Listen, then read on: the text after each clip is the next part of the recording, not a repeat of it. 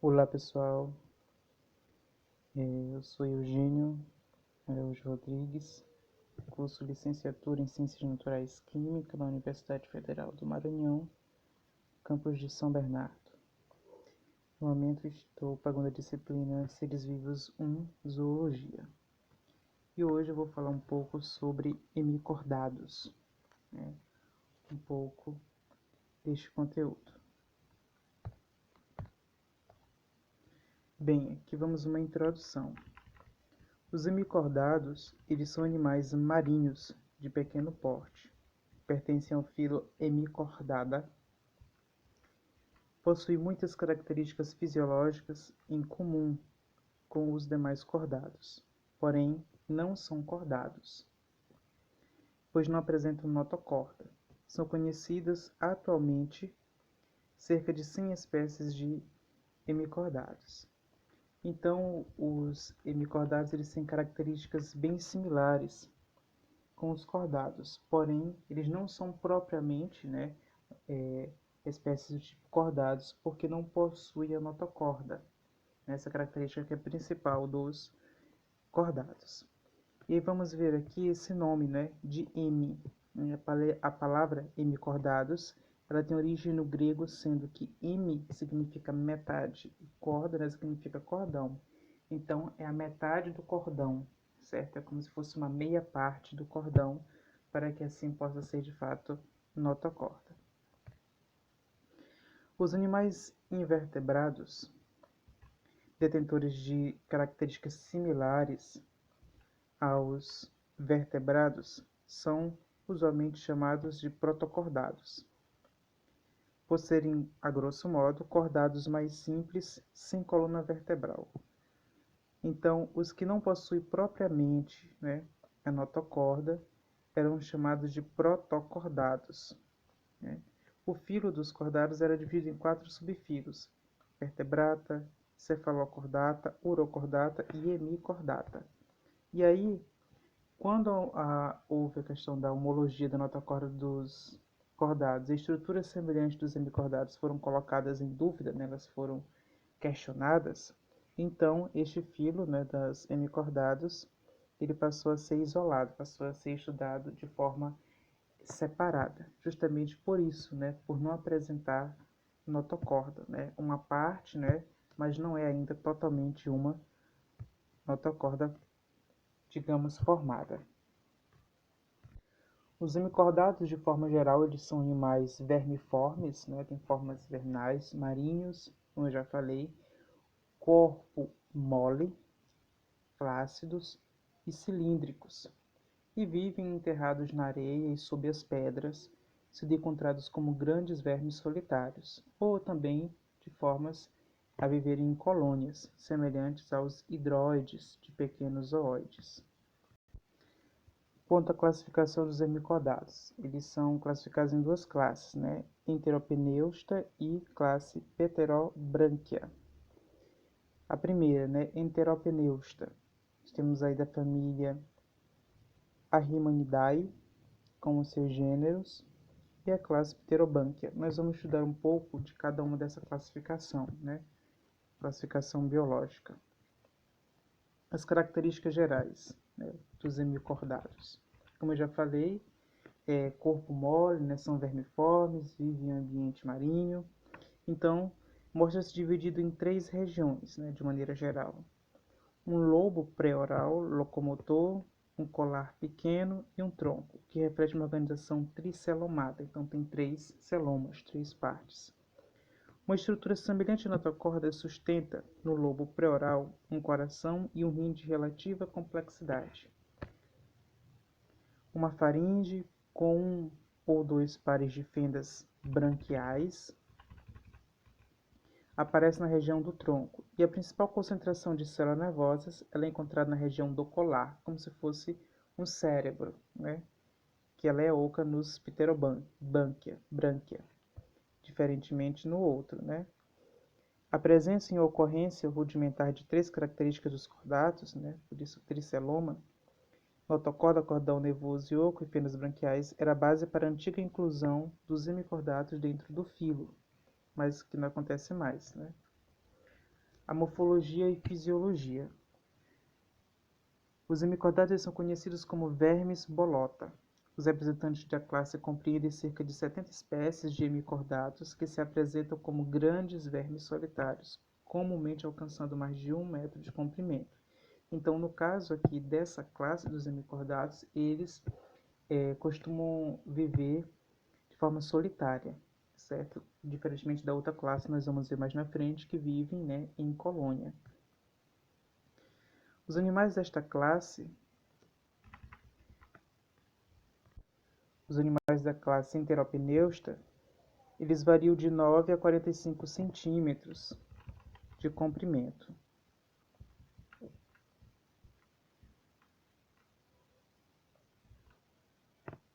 O corpo ele apresenta uma certa flacidez, sendo composto por um probóscide anterior, cônica e curta, que através de uma haste conecta-se com uma região média, denominada colar, que contém do lado ventral a boca.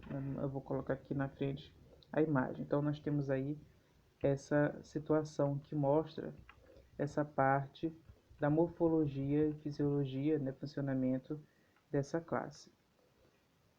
Temos daí os poros branquiais em A, o B, o C, o D, a região branquiogenital, região hepática, né, o tronco, o colar, o probóscide, e aí funciona como uma região de cerebral, né, digamos assim, que é o início, né, da parte cerebral. Então está aí a estrutura, a morfologia dessa classe. O habitat e os hábitos dessa classe. Esses animais, eles habitam preferencialmente em fundos rasos, mas ocorrem também em grandes profundidades. As larvas elas são livres, enquanto os adultos são encontrados sob rochas, conchas, buracos na areia, em lodos ou em tubos, né, em formas de U. A maioria deles é bentônico de águas rasas. Entretanto, algumas espécies ocorrem em grandes profundidades, associados a respiradouros hidrotérmicos, né, baseados na água. Então, é bem diverso, tanto pode ser em áreas rasas como em ambientes bem profundos. As relações ecológicas. Pelo fato dos hemicordados possuírem a capacidade de regeneração, algumas espécies elas tiram proveito dessa capacidade, né, de se regenerarem. Um caso típico é o caramujo escavador do Atlântico. Ele se alimenta de uma parte renovável do corpo de outro, né? E aí isso, pela regeneração, vai promovendo essas relações ecológicas. Um se alimenta do outro porque tem essa capacidade de regeneração, né? De se auto-regenerar. A alimentação. Na alimentação, a maioria dos hemicordados alimenta-se de sedimento, né? Eles são comedores de depósitos ou comedores de suspensões, usando a probóscide como uma espécie de captura de partículas suspensas. Probóscide é a parte, né, ápice lá em cima, como nós vimos lá na figura anterior. As espécies não escavadoras, elas predominantemente elas consomem suspensão, já que não podem, né, escavar. Então elas vão pegando aquilo que está na superfície. Já as escavadoras, elas vão, obviamente, se alimentar de depósitos encontrados no substrato. Os detritos e os plânctons ou os sedimentos utilizados pelas espécies prendem-se à probóscide, graças à presença do muco, né, pegajoso. Então, a probóscide ela serve-se como esse gancho para poder captar o alimento, né, e jogar lá no interior da espécie. Aqui eu tenho a imagem, né, que mostra basicamente isso. As partículas alimentares, uma parte que pode ser chamada de boca, tem a cavidade bucal, aí vai descendo para a faringe, o esôfago, o intestino, então todas essas partes aí. Isso aí mostra o trajeto das partículas alimentares e a remoção da água através das fendas branquiais. A boca ela pode ser fechada pelo recolhimento da probóscide, né, para captar o alimento, e levando até uma cavidade bucal dentro do colar. Tá aí a cavidade bucal. Nesse colar, essa parte aí no meio, nessa parte central. Em muitas espécies, a faringe ela mostra-se dividida em câmara respiratória superior, com as fendas, por onde ocorre o fluxo de água. Então, quando tem essa câmara superior respiratória, então ali ocorre o fluxo de água, movimentação hídrica. E a câmara alimentar ainda ventral. Então, tem a câmara respiratória, por onde passa a água, e a câmara alimentar ventral, por onde passa o alimento. Então, tem essas duas cavidades, essas duas passagens. A reprodução desses animais. As espécies de Enteropneusta, né, elas são dioicas, em sua maioria. Então, elas vão se reproduzir de forma sexuada, apresentando numerosas gônadas pares laterais, então, por par. Cada qual com um gonóporo separado, localizados em cada lado do tronco. Eu vou colocar aqui a imagem na sequência. A fecundação, né, ela é uma reprodução sexuada, e a fecundação ela ocorre de forma externa, sem ductos, com movimento indireto, ou ainda com larva tornária. O que é essa larva tornária? É semelhante dos equinodermos, né? A larva que vai e fecunda. E eu tenho aqui essa imagem que demonstra isso, né? Essas partes. De A até D eu tenho um desenvolvimento indireto, né, em uma espécie. De E a B, C e D, né, eu tenho os cílios locomotores. De E até H, o desenvolvimento indireto em outra espécie. De A a D é na espécie Sacoglossus coelevski. E de E a H a Schizocardium brasiliense. E em G uma larva, né, chamada tornária, antes da metamorfose para formar um verme juvenil. A respiração dessa classe, né? Acredita-se que as estruturas responsáveis pelas trocas gasosas desses animais sejam as fendas branquiais, podendo ultrapassar cerca de 200 fendas em um único indivíduo, né? Cada fenda se abre através de fissuras de formato de U da parede faringiana. E aí a parede, entre as fissuras, entre essas aberturas, com os arcos branquiais, projetam-se inferiormente entre os lados do U, formando a barriga lingual. E aí a passagem, né, por onde esses animais respiram. Cada fenda branquial abre assim uma estrutura sacular. O átrio, que se abre para o exterior através de um poro branquial dorsolo-lateral, então de forma lateral. Aqui eu tenho a estrutura, né? Tem aí o átrio que se abre de forma, a barra lingual, a fenda branquial, a gônada. Então, ela se abre e permite a respiração. Sistema circulatório e excretor. Nesses indivíduos, o sistema circulatório ele é aberto, né? Existe a presença de um coração anterior e dois vasos, um mediano dorsal na direção anterior e outro mediano ventral, a que se une pela bolsa bucal. Acredita-se que as estruturas responsáveis pelas trocas gasosas sejam as fendas branquiais, isso aqui ainda é da parte da... E o sistema nervoso. O sistema nervoso nos enteropneustas mostra-se difuso na epiderme. Em algumas espécies, o sistema nervoso ele apresenta densa concentração de fibras nervosas epidérmicas, dorsais e também ventrais. Ou seja, cordões nervosos que são unidos por nervos. Esses cordões penetram para o interior e formam um tubo, né, permitindo assim as conexões. A morfogênese, que é a formação do cordão, do colar, ocorre de maneira similar à neurulação dos cordados, e nesses animais resulta em um tubo oco, né, para então essas conexões, formando um sistema nervoso não tão complexo. E a locomoção, né? Os vermes bolota, eles são em sua maioria animais que se movem de forma lenta, né? Em geral escavando o substrato através de contrações peristálticas. Então ele vai e volta, né? Para que então vá se locomovendo de forma bem lenta. A outra classe é a classe Pterobranchia. A classe Pterobranchia ela compreende colônias de pequenas zooides tubículas que lembram superficialmente briozoários e hidroides, agrupando aproximadamente cerca de 20 espécies vivas, são poucas. A morfologia e fisiologia. na quesito morfologia e fisiologia, né, em geral são colônias. E aí elas são formadas por colônias compostas de zooides. E mesmo com diminuto tamanho, né, cerca de 5 milímetros de comprimento, os sistemas se mostram bem similares aos enteropneustas, né, a classe anteriormente que nós vimos, que apresenta maior tamanho, né, mas é bem parecido. O corpo deles apresenta uma estrutura, um escudo oral, um colar curto, um tronco sacular, né, bem parecida, apesar de viver em colônia. Aqui eu tenho aqui a estrutura dele, né, a boca, a haste, o cérebro.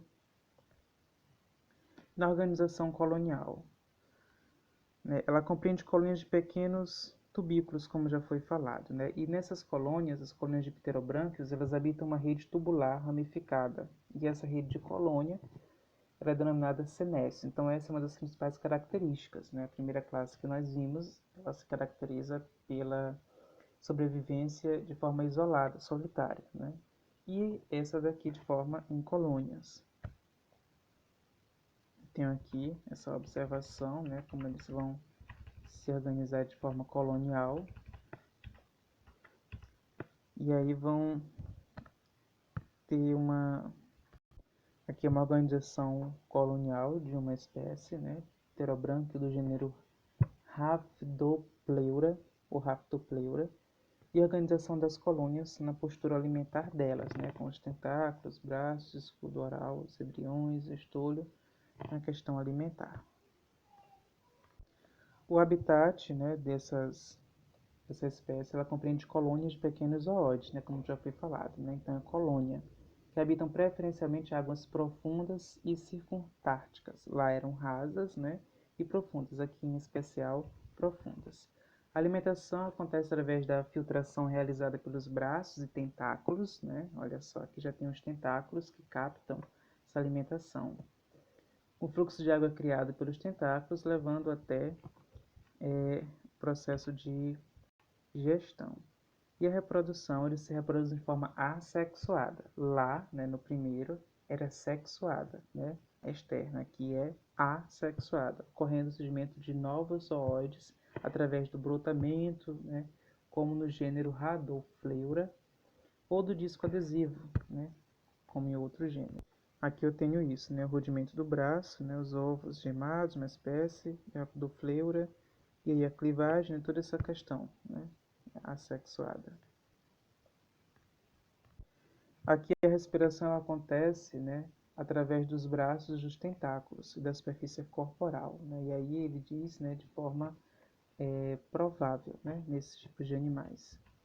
O sistema circulatório e excretor, né, os cílios nos dúctios e os poros mesocélicos, eles desempenham a função excretora. Então, os cílios e os dúctios e os poros desempenham essa função.